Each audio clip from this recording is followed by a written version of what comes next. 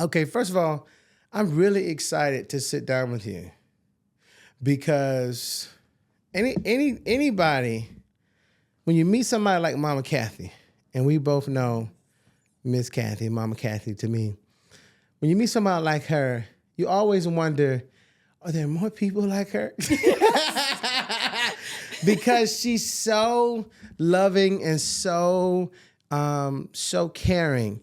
So when she told me about it, she said, buddy, this is call me buddy, you're going, oh my gosh, buddy, you're going to love, you're going to want to sit down with her and have a conversation on the podcast. And I was like, okay, if she's our people, because me and Mama Kathy are protagonists. Okay. We took some kind of personality test when we first met, and I'm a protagonist like her, which are people who are very excited. People often, they're the life of the party, and they're often like just really good people. Not that other personality types are not, but we just share the same. Yes. So I say, if she's our people, we'll make it happen. Yes. And now it's here. It's here. It's here. And we're finally sitting down. Yes. And I don't know what's going to come of this conversation, but here's what I do know. I do know that I'm grateful to sit down with you. Same. I really am. I really am. Tell me, what does it feel like to be you right now? Okay. Unqualified. Really? Unqualified always comes to mind because of where, like, I can look back and see where 21. I joined the Army at 21. Mm-hmm. And then to see where I'm at now, which I'm proud to say at 42, mm-hmm. The garrison commander's wife. Yeah. I feel unqualified. Really? Yeah. And I walk in a room constantly with that feeling, but also with the positivity of what it felt like when I was 21 to not be able to be in the presence of someone like myself now. Sure. And so I always bring that into a room of, if I could go back to my 21-year-old self and bring her into that room and introduce her differently, what would I do? And that's how I present myself when I come into a room, is to do it different than the way I was treated. So it must come with some heat being the wife of somebody who has great influence. I don't know about heat, but like a lot of responsibility and a lot of expectations. People look to you for answers. They look to you for guidance. They look to you for help.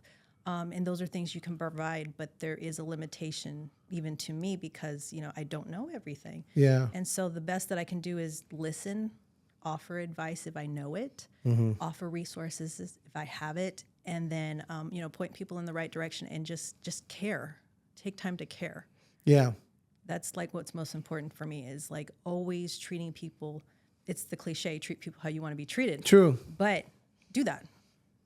If I was presented with whatever is presented to me in that manner, what would I would like? What would I would hope someone would do? And that's kind of what I project. That's the mindset I always go into with something. Tell me because look, and if people don't know, I don't like the small talk. I don't like to tell me who you are and all this thing. We're going to go right into it, okay? So I want the people to know that we're going right into it, okay? They can look up who you are later. Yes. Okay. Okay, so you told me that you felt unqualified, right? Mm-hmm.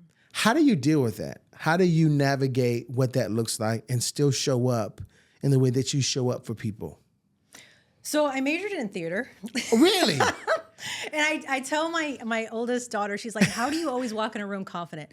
I walk in the room pretending to be someone other than myself. Because it's easier to kind of put on that. It's not an act, but yeah, for sure. But to put on that role of like, okay, I'm walking in as the garrison commander's wife. I'm walking in as the mom of 2 girls. Like whatever my title is for that room. Sure. That I will walk into, like that's the part I'm playing, so to speak, with the knowledge I'm given. I heard that. I don't know if it. First of all, I love Oprah. Yes. Okay. So I know all things Oprah. And I remember she interviewing somebody. I forget who it was. Some guy that did some study on being happy. And he said, you can't be you in every room.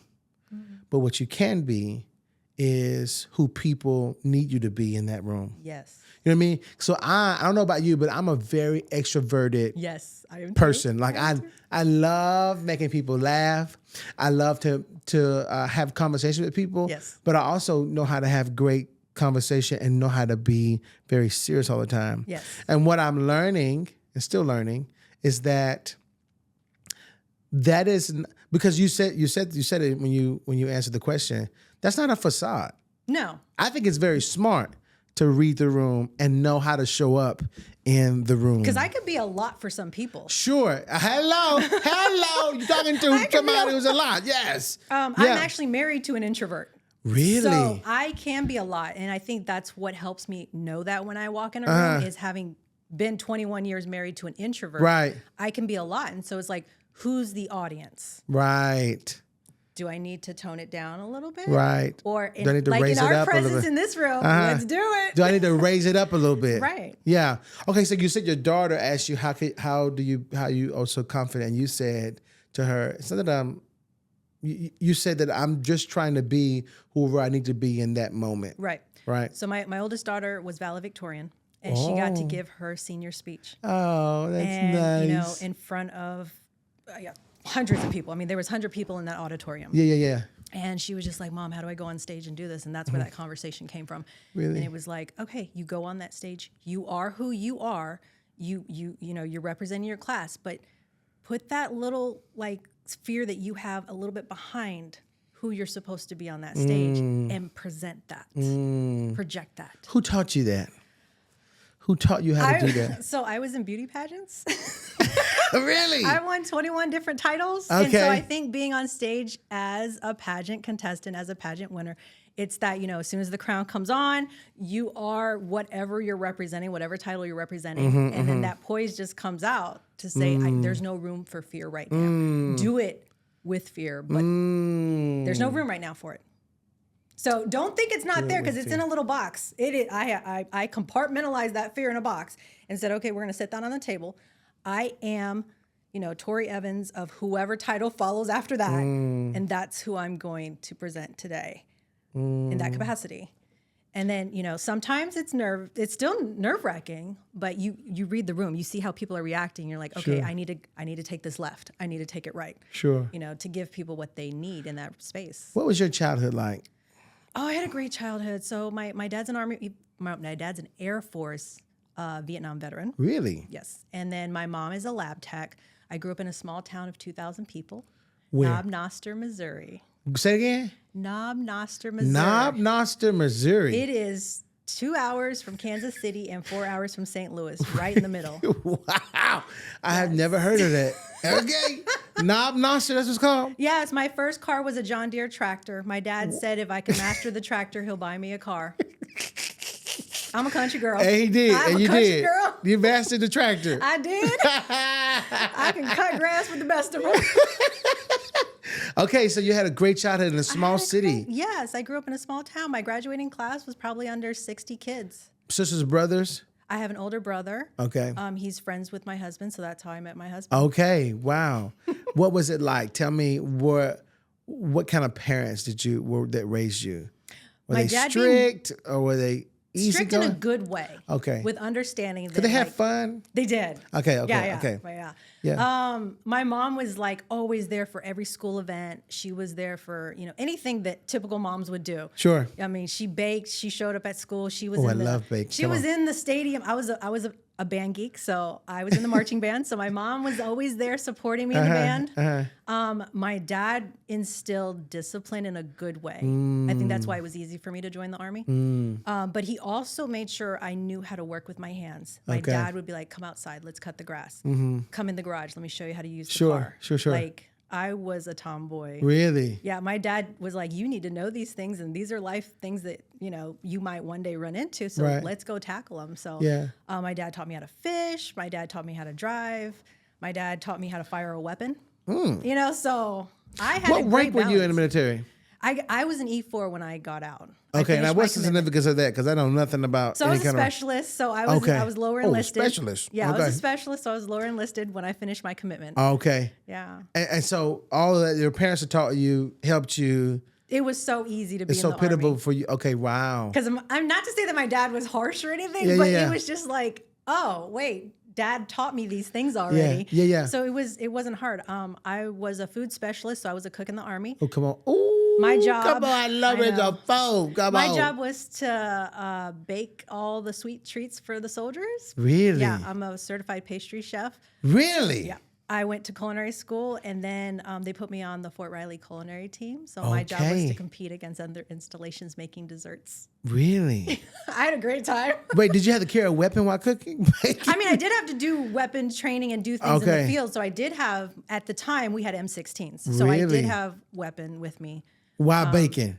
Can you imagine somebody baking and had a weapon on their side? I know, it was on my back, and we were in the field cooking, and it was, I mean.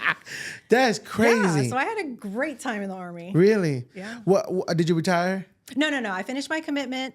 I knew it wasn't for me long term. Okay. So I finished my commitment at that time. Shortly after, I knew my husband because he's my brother's friend. Okay. And then we started dating, talking, and then eventually led to marriage. And then that's where And then you kind of got out of it, or you finished your commitment? Yeah, I finished my commitment when I got with my husband, and then I just jumped. So I've actually been military my whole life. I've had my dad. Okay. And then I traded my dad's ID card for my ID card. Okay. Then I traded my ID card for my husband's. Really? Yeah, so I've been military my whole life. Wow, so you don't know No, what it's not. what it's not like to be in the In military? some capacity. Wow. Yeah. I was born into it. That's served very in interesting. it, and I married it. That is very interesting. And I'm pretty sure at this rate, at 22 years in, we're probably going to die in it. I don't want to say it that way. Yeah. But I mean, we're hardcore committed. Okay, so what has been the hardest part about being in the military all your life? Okay. And then what's been the blessing? Okay. So the hardest part is not being in one place long enough. Why is that moved hard? 16 times. And, you get to a place that you like. You build relationships and friendships. And then of course. You have to uproot it. I also think now having an 18-year-old and 14-year-old, they haven't had that stability. I grew up with stability. I Okay. did not move. My dad was stationed in one place, and I was born and raised and left until I joined the Army. Okay. So I didn't have that experience that my kids have. But having moved to different places, it's a blessing to see diversity, to see cultural things, to experience the whole world. Right. But at the same time, like, you are leaving a piece of you in all these places that you're not sure if you'll revisit. And Which could be hard for heal. Right. And so that's what's interesting about where we are now, because when I was 21 years old, I made a cake for the garrison commander. Okay. And he had a party, and I was serving the cake, and I saw a lovely lady standing in the corner. And I told my NCO, she's been waiting a while. Let me go give her a piece of cake. And my NCO told me, you don't have enough rank to talk to her. Really? This is old school Army, okay? Okay, old school. Old school. This is BDU era. I'll Okay. clarify. BDU, Okay. when you had to Okay. iron and put the starch and then you came out looking like quarterbacks. You shined your boots back in those days. Okay. That's how old I am. So I said, oh, okay, and as an E4, you don't know what you don't know. You're still learning. Sure. So my NCO walked over and gave her the piece of cake. And when she came back, I was like, who is that? And she said, that's the garrison commander's wife. And I said, oh, okay. Didn't think nothing of it. Fast forward 21 years later. We are stationed up in D.C. My husband's deployed in Saudi Arabia, 8th deployment. And he calls, he says, I know where we're going next. And I said, okay, great. Where are we going? He said, Fort Benning. I said, lovely. Been there twice. Let's do it again. Yeah. Next question. What is your job? He said, I'm going to be the garrison commander of Fort Benning. Wow. And so that same feeling you had It came rushing came back. right back. And I said, you just made me the lady I was not qualified to talk to at 21. Can you, Yeah. you feel that? That's deep. Like the memory of being told I do not have enough rank to talk to a lady. Not That's not a another human being. soldier. It's a not human another being, soldier. right. A lady. And then being told that I'm now that lady. Becoming that lady. That was like, The fact that you kept that all those years, though, the fact that you kept that in your brain and your thoughts all those years, and you became it. The thought was when I heard that when I was 21 was I never want to be in a room that someone doesn't feel comfortable enough to talk to me. Now, I don't know if that lady felt that way. Sure. I never got the opportunity. Sure, because you didn't, yeah. But I never wanted someone to say that about me. Got it. If that's what I'm projecting, that you are unqualified to talk to me, to be in my presence. Right. I would never want someone to feel that. Of course not. So now being told I'm the lady that I was unqualified to be in the presence of had a lot of weight. Yeah. But it was heavy, but it was empowering in the sense of this is my opportunity to do better. To change the narrative for somebody else.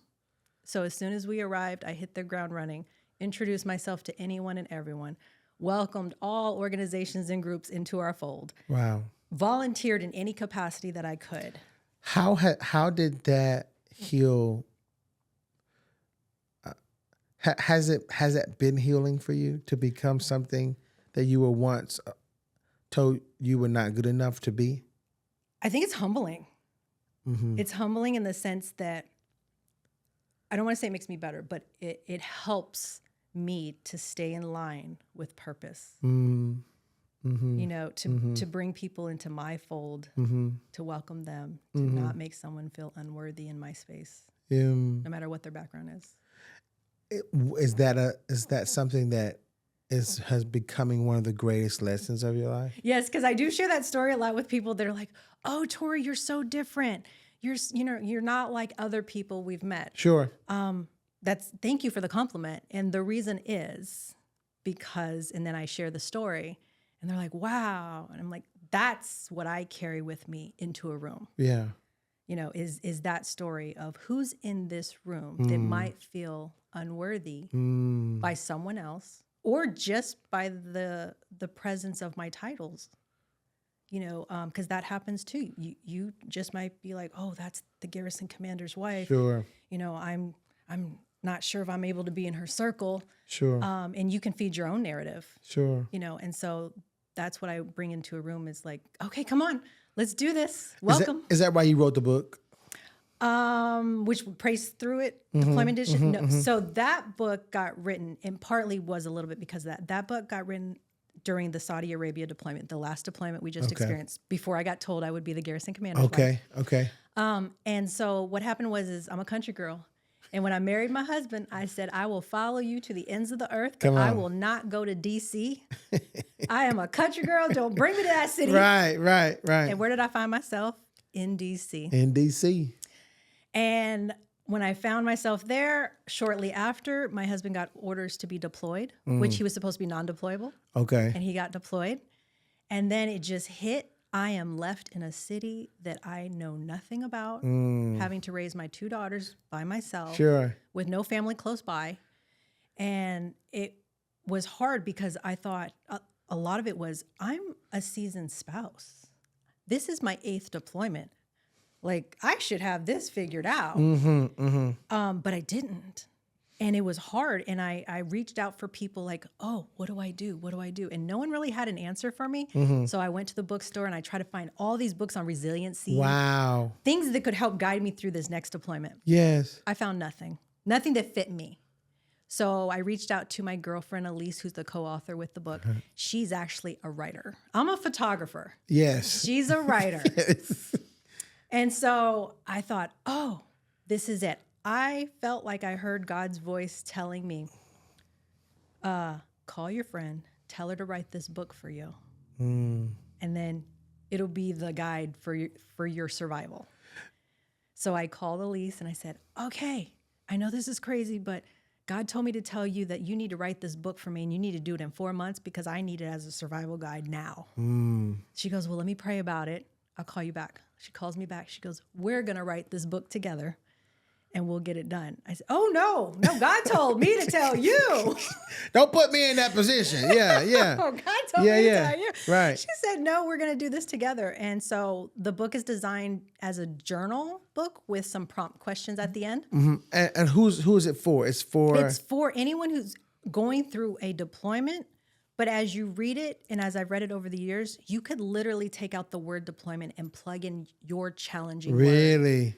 Because I have used it 3 times since writing it in different scenarios and just switched out the word. Yeah. And that's how fluent that book was written. And so I think it's crazy how out of your desperate need to want to know something and it not being there, you went out and found it and created it without even knowing. So it was in me. I had the answers. That's what I'm saying. That was wild. You know, so many people wait for opportunity. They wait for things to just arise.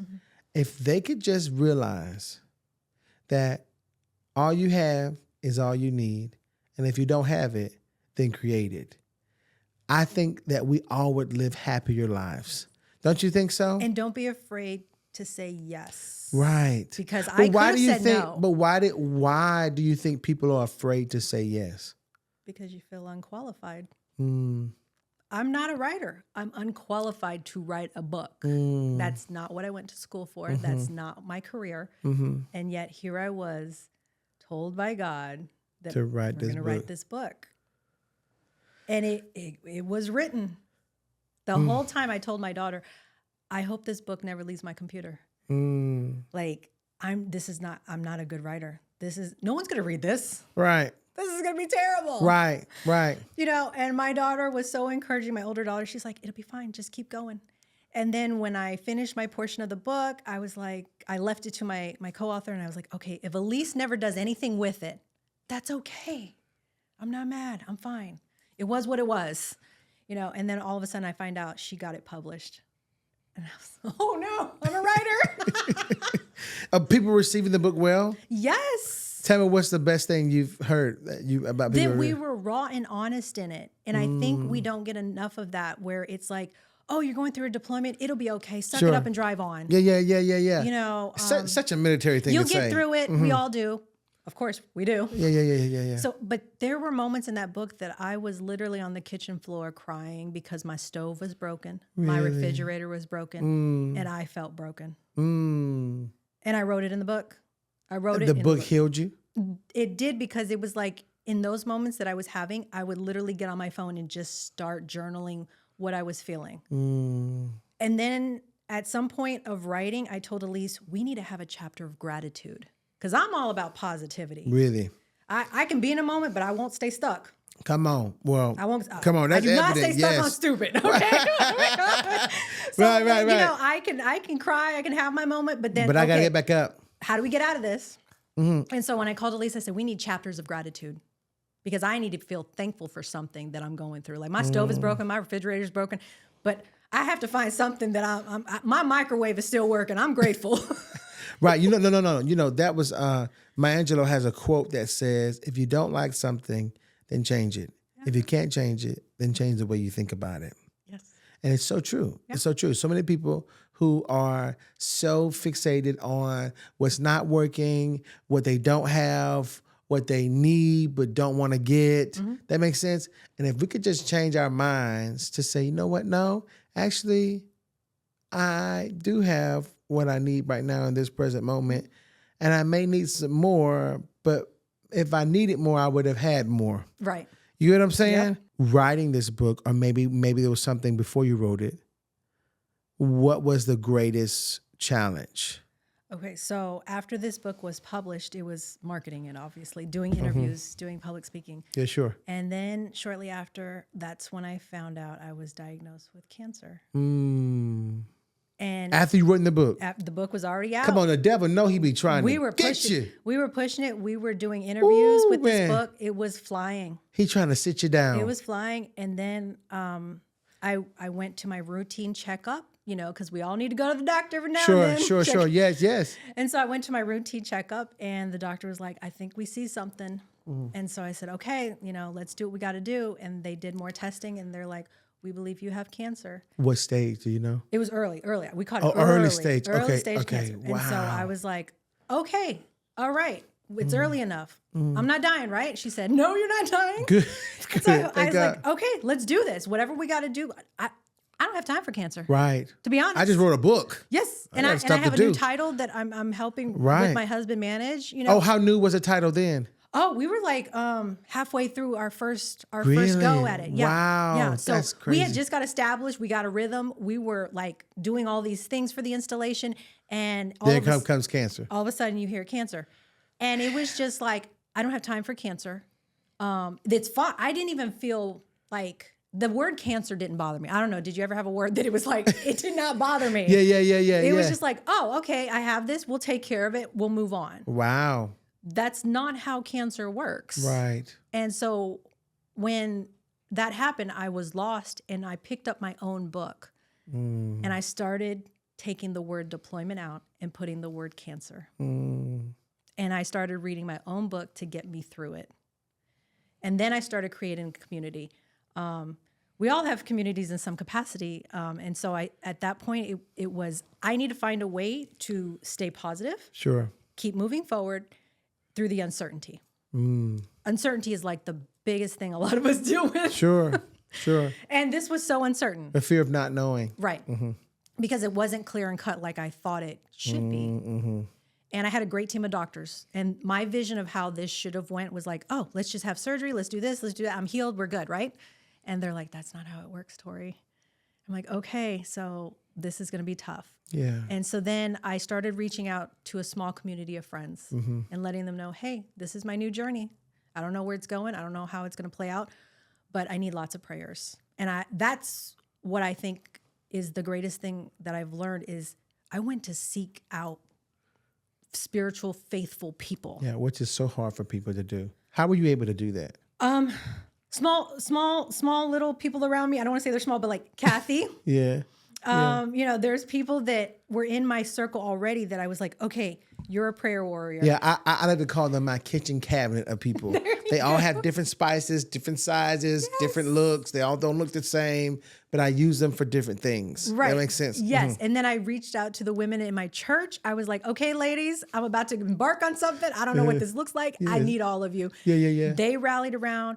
I reached out to a lot of the chaplains on the installation. And I was like, okay, please pray for me. Please do this. I don't know what's going on. Let's all. So my circle got like real small. If you were not rooted in faith, I did not have space for you, unfortunately, during this time. Yeah. And so I kept it in a circle, and I kept the conversation with Jesus a lot. And how long did you battle with cancer? About 6 months. 6 months. 6 months. Did you have to go through chemo? Or No, Okay. I didn't. No. So it never got that big. that bad. No, so I caught it early enough. Wow. But it was the testing, waiting for the testing, and then the surgery, waiting for the testing, and just to see if there was no more cancer. Like it was that uncertainty of sitting and waiting that was the hardest. Like in God's timing, because I'm sitting here, I would tell some of the chaplains, I'd be like, do I need to walk in a river 7 times? What do I need to do? Who do I need to talk to? Right. I was so desperate for not to be cured, but for the healing and to move on. Because I was like, there's so many things I could be doing that this is preventing me from doing. You know, when I started this content journey, was 2017. I was just doing videos just to do them. And what I have realized is that I didn't know that me doing this work would teach me so much. It has been challenging. It has been rewarding, but it also has been very sacrificing, if that's even a word or whatever. So what I thought was helping other people was really helping me. That's my one word of how I describe what this has done for me. What has cancer that you didn't think would do for you taught you? Oh man, it really taught me to have a relationship with Jesus. He was my. Did you not before? I did. I knew who he was, and, for sure. You know, I went to church, and but man, I had conversations in the showers that were just like, the shower is where me and Jesus talk a lot. Like, Yeah, I mean, yeah, I sing. I'm telling you, it's the car for me. If you give me the car worship. So it's a shout for you, but it's a car for me. I love a good worship car session. Okay, so I have my worship music in the shower. Okay, yes. And I would find myself just getting in the shower and having open conversations. Got it. Like, and what were those conversations like? They were like, okay, so today I have to go to the doctor and I hope it goes well, right? It's going to go well, right? Tell me it's going to go well. Let the water just be really hot and then cold and just give me a sign that it's going to be. Oh, that's so good because people do that. I do that all the time.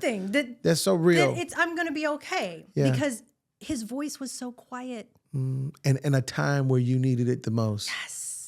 And I was like, I don't need a grand sign, but just let the water be cold to give me that you're still here. Like, your presence is here. Yeah. That's so real. It happens so much for people. And it's hard. Did it happen? No, it didn't. But, okay, so this is the craziest way it happened. Come on. Okay.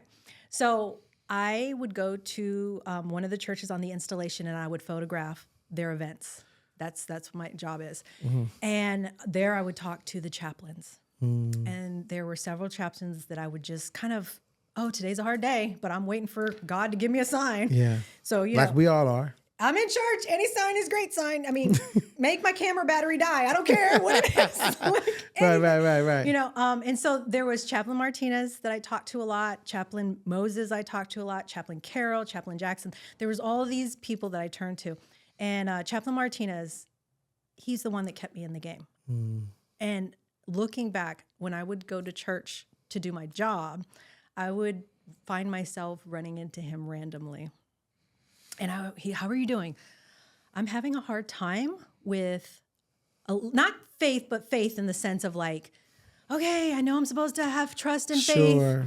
And, God has a plan. Sure. Could he just let me a little bit on that plan? Yeah. Like just a smidge. I don't need the whole year out, but like the next just give month. me a glance. And so we had deep conversations and he would pray over me. And I remember he goes, when I got my first biopsy back and one of my good friends, Sean, when I told him, I said, I'm going in for my biopsy. He's like, it's going to be non-cancerous. I was like, Sean, that's a tall order. You ever had somebody tell you that? Yeah, for sure, yeah. Right? Something that could not be the case. Right, and I'm like, that's a tall order, Sean, but you know what? I want to believe what you believe. Come on, Sean. Sean knew something. He knew something. I said, okay. And he said, go into your biopsy and repeat. I've been healed by the grace of God. Come on, Sean. He said, repeat it. I've been healed by the grace of God. Drive into the hospital. I've been healed by the grace of God. Like I'm not a singer, but yeah. I'm in the appointment. I'm healed by the grace of God. I'm healed by the grace of God. I literally pass out repeating, I'm healed by the grace of God. Like I told the doctor, I was like, I'm gonna pass out. I'm gonna go. And boom. Short, very short, but I passed out. And then I got my results a few weeks later, because that's the waiting period. There was a lot of waiting in this process. A few weeks later, I got my results. And I was surrounded by my church group. When I got the ladies, I was at one of their houses. And you remember that story in the Bible where it's like, the friend that brings the friend to get healed by Jesus? Yes. I felt like I was in that moment. The friend that even lower right through the roof. I felt like that was my situation. I was at my friend's house with all the church ladies. Wow. I get a phone call. I answer the phone call. And it was like, it's non-cancerous. I was like... Did you call Sean? I did. I called Sean and said, Sean, they said my biopsy was non-cancerous. This is crazy. What did Sean say? He was like, oh, the glory's to God. I got to reach Sean. I got to ask Sean some questions. I'm just the messenger. He's like, I'm just the messenger. Yeah. Sean's a musicianist. Lovely voice. Oh, when he sings, God is present. Really? Yes, because when I photograph him performing, I can see he has a conversation with God through my camera. And he has this smile that I will just... You were talking to God, weren't you? How'd you know? I can there's a divine connection. So that one answer, that interaction, did it change your perspective with God? It did. It gave me hope. It said, okay, you're here. It's not it's not what I thought it would look like. God's presence wasn't how I thought it would look like. Yeah. But you're here. Okay. So the doctors were like, I think we still have to pursue because something's not right. Sure, of course they are. They're Right. doctors. They like graphs and charts that say Yes. otherwise. Mhm. So we proceeded with more tests and more tests. The next test, they had a hard time finding it. Wow. And I'm telling everyone in my circle this story. I'm like, okay, God's here. He's here. And then I would turn to Chaplain Martinez when I would run into him and be like, okay, I'm seeing the signs, but when's the out? What, where's this going? What does this mean? Where's my purpose in this? What's the story to be told? Like, I don't know what I'm doing. Yeah. And Chaplain Martinez gave me some more guiding words. And then he goes, what do you need? He's like, what is it that you keep looking? Because I guess I was always giving him this vibe. Do you ever ask people that? Yeah, for sure. You repeat it. And they're like, okay, what do you need me to tell you? To get what I'm saying. Right? And I said, I need a man to walk up to me and say, okay, Tori, you're going to be cancer-free. This is going to be the purpose of what you went through. And it's going to be fine. You're going to struggle, but it's going to be fine. And I'm going to be like, how do you know that? And he's going to be like, because I'm Jesus. Wow. And I was going to, yes, let's do it. I'm telling you, that's a real conversation for a lot of people. So that's what I told him. I said, that's what I would like. That would be great. And then Sean came. Story gets better. Okay.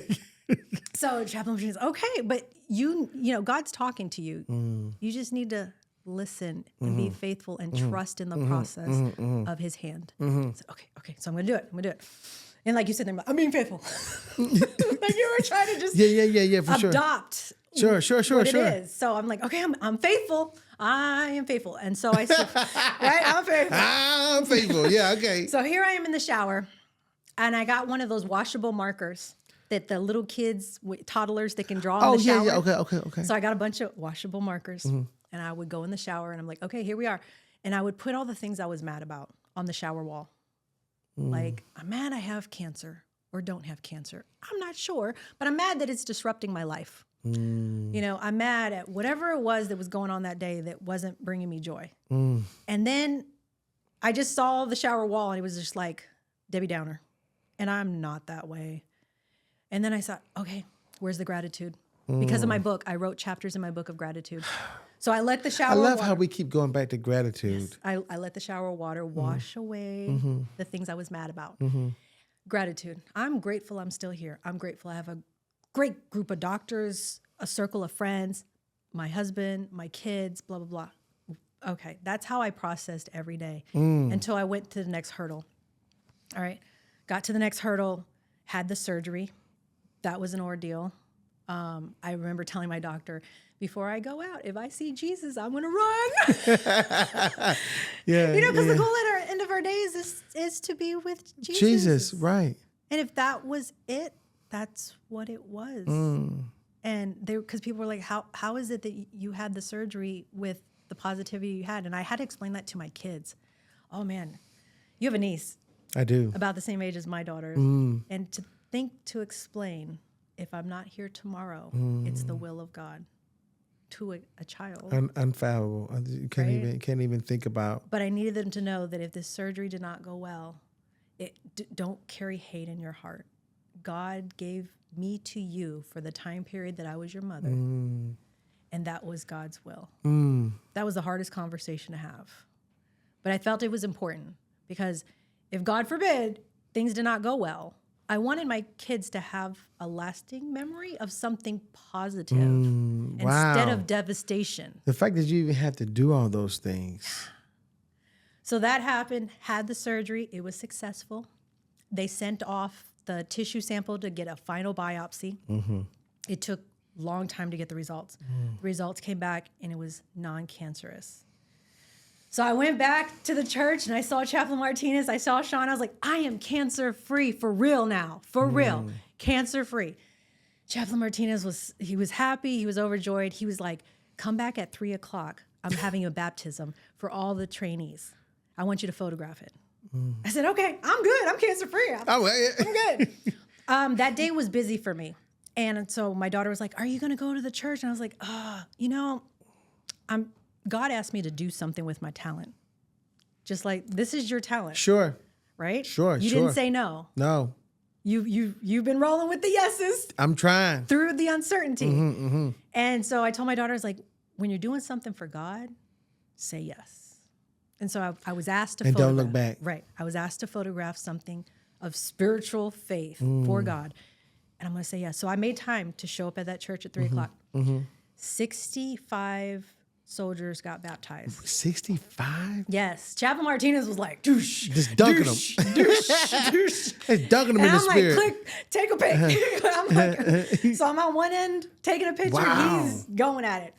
And then he kept asking, he's like, Tori, how many more? And I was like, you'll know when I'm the last one standing. And he goes, okay, how many more? Okay, 5 more. He said, okay. He got to the last 5. And when he got to the last 5, he goes, how many more? I said, that's it, just me. And he goes, are you ready? I said, ready for what? To get baptized. Yeah. Now, I had been baptized as a baby. Sure. But he said, are you ready? And I was like, oh, Lord. And I said, can I? He said, can you? And then I thought, oh, my goodness, this is divine. Yeah. This is what I had, the weight of survivor guilt because my story does not mirror what other cancer patients have. Sure. That I was walking around like unqualified survivor guilt of, I got the miracle that people pray for. Ooh. And I didn't go through half of the struggles that they've been through. And so I kept asking people, how do I get rid of that? How do I get rid of that? And, oh, it's not your fault. It's not your fault. You know, come to peace with it. Sure. So when he asked that, I was like, in my mind, this is the opportunity to come to peace with that. So he, are you ready? I said, okay. I put down my camera. I got in, got out. The weight was gone. Really? I turned around. I hugged him. And then I was like, oh, I know your last name, but I don't know your first name. Because all the soldiers, their names are on their uniforms. Don't say Jesus. The names are on their uniforms. And so his wife was taking a picture of me being baptized. And I was like, oh my goodness, I don't even know your first name. And he said, it's Jesus. Wait a minute. Okay. Wait a minute. His name It's Jesus. is Jesus. Yes. I was baptized by Jesus. Wow. I was prayed for by a man named Jesus. Jesus was talking to me through a man named Jesus. I'm Puerto Rican. Is that like the sign? It's the exact prayer you prayed for. I did. I literally told, when he asked me, what do you need? I need a man to stand in front of me and tell me I'll be okay. And when I ask you, why do you know this? How do you believe this? What in you can like definitively tell me I'll be okay? Because we're all human. Sure. We're human. And he was like, and I said, and then when I asked that question, the person will say, because I'm Jesus. And I was thinking metaphorically, like. He didn't know that though. No, I was thinking metaphorically, I would love for Jesus to walk through the door and tell me you're going to be cancer free. And I know because I have holes in my hands and my feet and I'm Jesus. And Wow. that's how you'll know. And then I find out His name his is name Jesus. is Jesus. And I find out he was born on December 24th. Okay. I'm a believer. Okay. Hey, look, that's, So- I mean, I've heard a lot of stories about how Jesus revealed and done things, but I've never heard a story like that. And I wasn't looking for it. I wasn't chasing. I mean, I was chasing Jesus. I was chasing him hard. I was like sprinting. Wow. But I was being comforted by people that were rooted in faith and kept me in the game and knew what I needed. Man, that's so good. And then, you know, Definitely changed your perspective though, right? It definitely changed like how you pray, how you how you ask God for things. And I think, and I think I was on the right path of just being real in the shower. you would have had to be in order to get that kind of feeling that I want somebody to, his name got to be Jesus or say Jesus. You know what I mean? Yeah. Wow. And so I think it was, you know, his voice was there. It was through a man. Does he know this story now? He does. Yeah. Yeah. He knows this story. And so the running joke is like, I got baptized by Jesus. I know Jesus. I know Jesus. Wow. His wife is beautiful. He has a beautiful family. And like I told him, I was like, you're part of my family now. You are rooted in my family. Tori, that's a really good story. And you don't have that could set people free. The key, I don't know, like, have you ever, you heard the no's, but you chased the small yes? Sure. And that's what I was doing. I was hearing all the no's, but I was like, I was showing up. You show up to places, I was showing up hurt, broken, lost, unworthy. Because when I walked out my door, I still had to be the garrison commander's wife. A title that you said that you never even had the ideal of becoming. And no one on the installation knew I had cancer except for my small circle. Because when I walked out the door, I didn't want people asking me if I was okay. Yeah. Because when I walked out the door, I wanted to feel okay. Wow. I wanted to not have cancer when I left my house. And I didn't want to be asked every day about it. So I didn't tell people. I walked out the door like Tori, makeup and all. And then when I finally found out I was cancer-free, I started sharing it. And people were like, we didn't know. I know you didn't know, and don't take it personal. Yeah.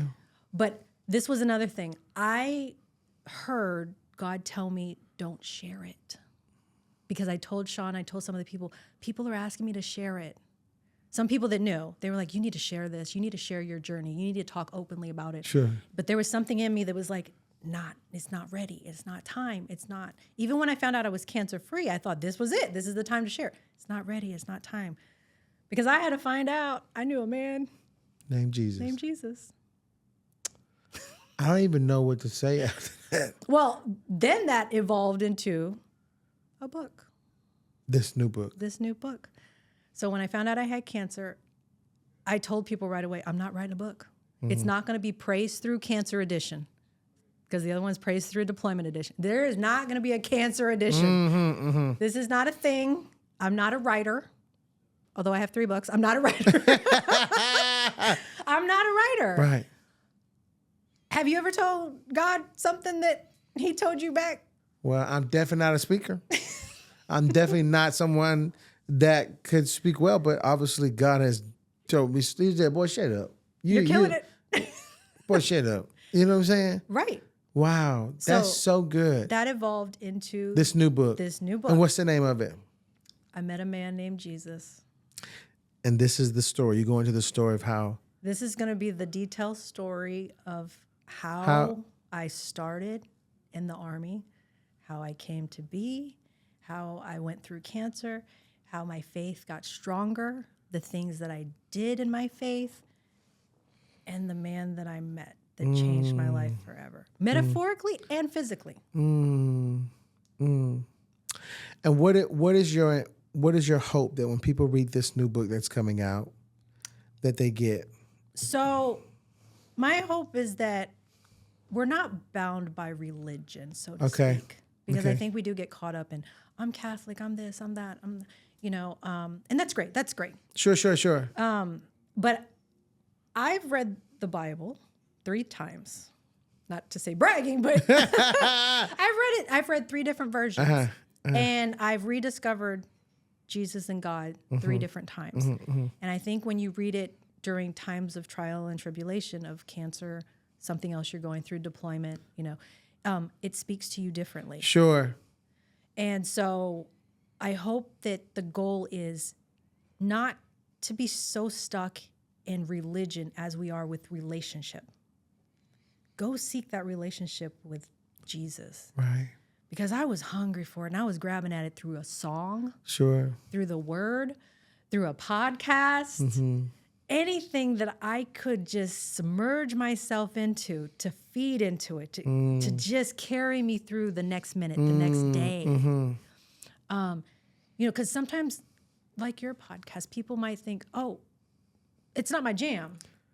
You don't know what words that you could say that can bring healing. Yeah. And it's step outside your box. Sure. And that's what I did. People don't want to do that though. People don't. They would rather stay comfortable than be uncomfortable and chase the what ifs. Like what if this works? They would rather be comfortable than chase the what ifs. Yeah, no. And I was Yeah. just seeking it. And then the shower, having that constant conversation. Lord, I know I've said this 100 times and you're probably tired of me.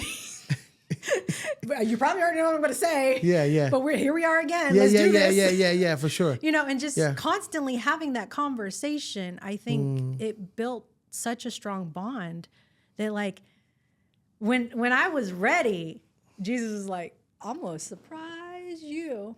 I've been talking to you the whole time. And you didn't even know it. And I didn't even know it. This new book that's coming out. Okay. I heard the voice again. Okay. For the third time. Okay. This is the fourth time. Okay. Okay. The fourth time. And I went to my computer and I said, if I can come up with a cover that I would want to buy that speaks to me, Sure. I'll write the book. Sure. Okay. So has God ever spoken to you in that capacity of taking on a project that you were not prepared to do? Yes. I was not prepared to have this space, because in my mind, here's how I thought. My mind is you get the money and then you buy your own place and then you do whatever. That's not how this happened. It was just by happenstance that I met another company that had space. Right. And here's where I think God works the best at. It's a great question too. This falls right along with what we're talking about. Okay. It's that when you chase obedience, Yes. when you chase obedience, there's always abundance attached to it. Mm-hmm. So consistency plus obedience equals abundance. Consistency. Been consistent in this for the last 10 years. Okay. I've been obedient when I wanted to quit, Yes. and now I've reached abundance. Okay. That makes sense? Yes. That has been the journey for me since I've gotten this place. So yes, I have. This was a thing, and I didn't know what I wanted to look like. I didn't know what I wanted to do. I didn't know that. I didn't see all of this.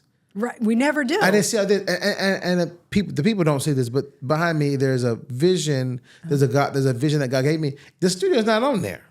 That's not on there, and I made that in 2022. Okay. That's not. This studio is not on that vision. Right. But somehow God made it see fit. So did you feel unworthy when you sat in this seat for the first time? I don't think there's ever been a moment for me where I haven't felt unworthy. Really? Yeah, I don't think there's ever been a moment where I haven't felt like unworthy. I think it's always been in my mind in some capacity. To what degree? Maybe greater than sometimes. Right. But this type of work, especially me being so young with the lack of experience, people say, well, we don't know what you're talking about. He ain't got no experience. Right?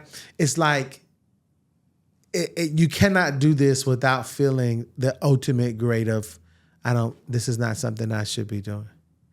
You know? How many people in the Bible are unqualified? Probably more than we can count. And who selects us? The unworthy and unqualified. That's what I'm saying. It's like we don't, and this is the thing. I'm glad we're talking about this. Okay. This is the thing. We don't teach our children. We teach them how to get jobs. Yes. We teach them how to get married, great spouses. Yes. Choose right. Some of us teach them that because some of us don't care whose spouses they marry. And then we teach them how to get some income. Right. Get some Provide a life. insurance, all these things. But what we don't teach them how to navigate shame, how to navigate unworthiness, how to be vulnerable in moments when you should. So it causes them to be older, have new experiences, and they lose them. Yes. Because they don't feel unworthy. And the difference between you and I and the difference between other people who want to do great things is that they let the unworthiness decide how they move. Yes. You get what I'm saying? Yes. Whereas people like you and I, the unworthiness is just a feeling. Yeah. It is not a place of residence. But it's also not my identity. It's not my identity. And it took a while to understand that. Sure. But I have reached the point where it's a feeling. Sure. But it's not my It's not who I am. You know what it is? Come on, now we getting this done. You know what it is? What is it? It is just a reminder that we are called. Yes. Because you will never, ever do anything great without a great source of denial of yourself and a great source of, well, it may not work. That makes sense? Yes. You'll never do anything God-like great. Like Right. God has given you this mission. Right. You'll never do anything like that without a great source of, I don't know. Maybe this is not for me. Right. I don't have a degree. I don't have the money. I don't have the resources. That is my indication that because I'm thinking that way, Right. that this is exactly where God wants me. That is true. So what do you do when you're not sure that it will work, but you keep moving forward and you keep seeing maybe the small failures? You trust the baby steps. Yeah. You trust the baby steps. All right. You don't have the place, but somebody did give you a space. Were you ever okay with being open about bringing God into the room? That's new for me recently. So help me on this. We say that. So this is new for me. Is having this new relationship with Jesus, and not being a theologian, not being someone of ministry or anything like that. Sure. I'm being called to talk about God and Jesus openly in a space that's new for me. Like I'm a Christian, I'm a believer, but to be so open about it, has that been a challenge? Like, is that something that you've ever been, I don't know if I want to bring that to the table, but now I'm finding that when I bring that to the forefront, more glory comes out. Because that was a challenge in the past. That's a really good question. I'm trying to think because, Tori, I've always been the person in the friend group or the person that always brought Jesus to the center. That's good. We need people like you.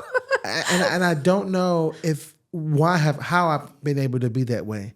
But I've had moments, and I'm running through this too. This is crazy to say this.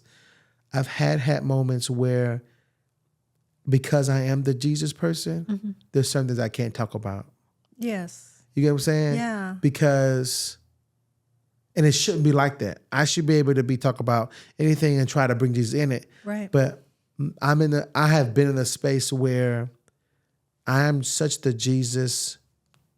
bring Jesus to the table person that there's certain things that should have Jesus in them that I'm afraid to talk about. So I'm probably in the same boat as you. It's very new for me because I'm sure that when people hear me talk about it, they're like, well, I know she was a Christian, but I didn't know she was like that. You know?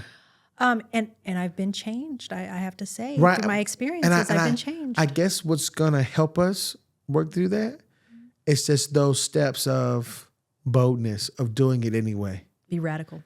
Just doing it anyway. You know what I mean? Yeah. Tell me as we close, because we've gone for an hour. I've never done I never did it for an hour. 2 extroverts. Okay, tell me, let's say this. You're in a room full of women who are in your world. All they've known is structure, order, this type of lifestyle, military lifestyle. What are you saying to them in one sentence?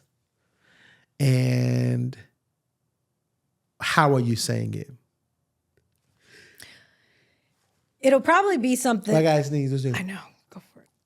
Okay, I'm good. As a false alarm. False alarm.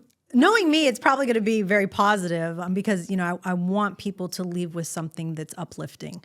So it's definitely going to be an uplifting statement, but it's going to be bold and be brave. Why? Why is that something you would say to them?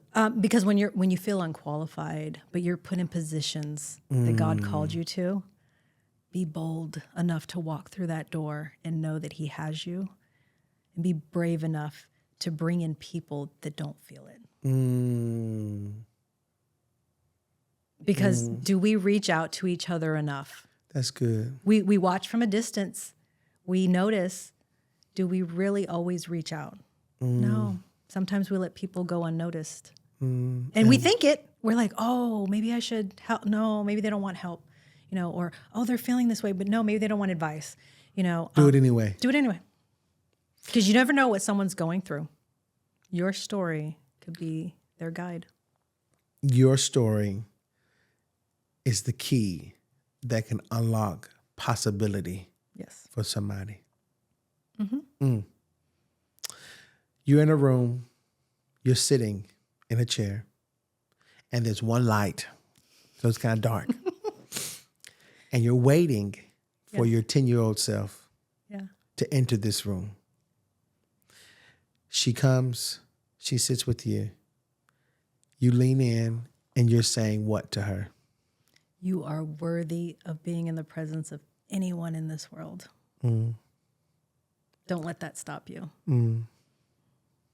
Because I think in that moment at 21, if someone would have been like, sure, go, see what she says. Right. It might have changed my thoughts. I might have been braver through my younger years. Wow.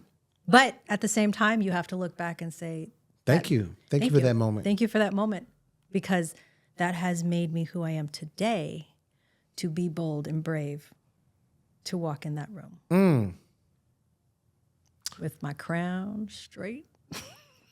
Come on, cricket. Even if it's cricket, come on. Come on. That's so good. Yeah. I've had so much fun talking to you. Thank you. Wait, first of all, when does the book coming out? Do you know? So it's going to be through Barnes & Nobles. Okay. And we are projected to have it hopefully by Veterans Day, since I am an Army veteran. Okay. And by Christmas time, it should be ready and available. Okay, where can they get it? Online or can they get through it? Barnes & Nobles, probably Okay. in stores. Okay. At Barnes & Noble. So right now, that's the one that's going to be publishing. Okay. All right. So that's the goal. So I met a man named Jesus. I met a man named Jesus on the way. Yes. Man, thank you so much for sitting down with me. Thank you. Hopefully it won't be the last. No, I'm sure there's more stories. Anything else you want to say before we close? No, this is great. This is wonderful. And the space you've created is opening possibilities for a Thanks. lot of people. Thanks. Voices need to be heard. Thanks. I'm trying my best. You're doing I'm it. just trying to be obedient. I don't want to be famous. I want to be effective. That's what I said. I don't care if this book sells. Right. But if it gets into the right hands. That's all. That's all. If the right person watches me, I would say this, and we'll leave. I was at Walmart, and I was by myself. I was getting some hamburger patty meats. You know, the ones that already come. You ain't got to do. And this guy walked up to me with his son, and he was a bigger guy, so it's kind of intimidating actually. He walked up to me and he said, "I know you don't know me, and I know you, but I don't know you well enough to call you friend, but I know you enough to say I know you. But your video you did helped me in so many ways. And I was in such a dark place. I didn't have any hope. My light for God was turned off because I turned it off. Wow. But because of your video, it changed my life. And now I'm here holding my son with my light turned on, full of hope, restoration. So if anything, that's why I create. That's why I create. That makes sense? Yes. And if anything, those are the kind of people that you write for. Yes. They are. Yeah. They are. Man, thank you so much. Thank you. This was great. It was great. That was good. Yay! That's a wrap. Okay. How you feel? I feel good, but I know I could ramble. So No. you were good? Okay. No, we did good.